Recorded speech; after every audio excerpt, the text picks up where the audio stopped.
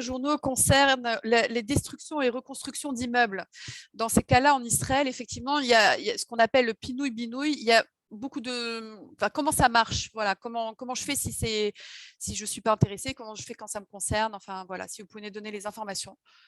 Alors, le pinouille-binouille en hébreu, c'est-à-dire destruction et reconstruction. Souvent, en Israël, on voit ces dernières années beaucoup de projets immobiliers se développer.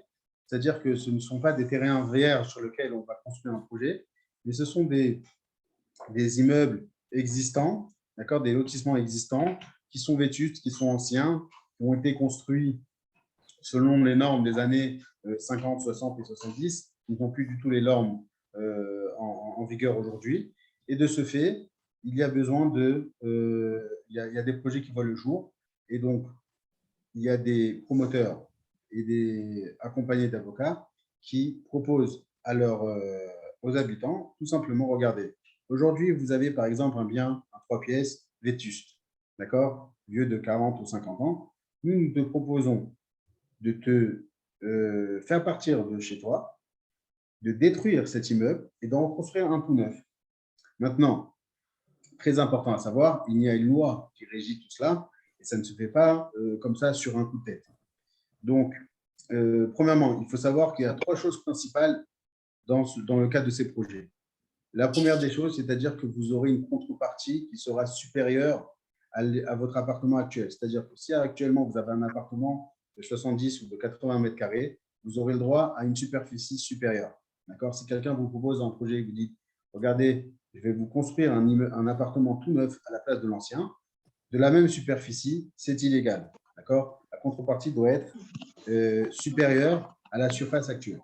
Deuxièmement, si par exemple, et j'ai le cas de clients qui sont actuellement confrontés à cela, c'est que par exemple, moi, mon appartement, je l'avais aménagé. Par exemple, j'ai mon père, ma mère, dans ces vieux jours, c'est moi qui m'en occupe et je leur ai fait, j'ai fait des accommodités, un aménagement, j'ai aménagé un petit studio adjacent à l'appartement, d'accord? Je suis en droit de réclamer les mêmes commodités, c'est-à-dire que actuellement, j'ai un appartement avec une unité. J'ai besoin d'obtenir un appartement avec une unité qui permettra d'avoir donc les mêmes conditions.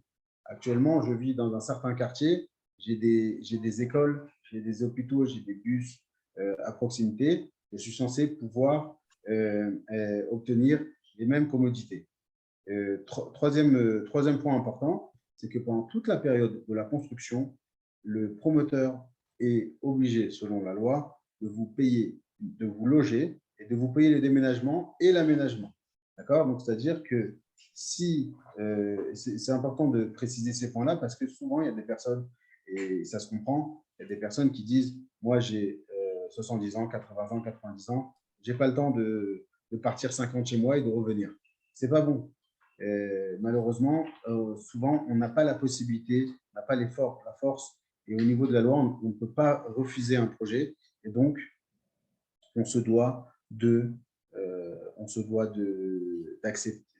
d'accepter, mais évidemment, pas d'accepter à n'importe quelle condition, de la loi.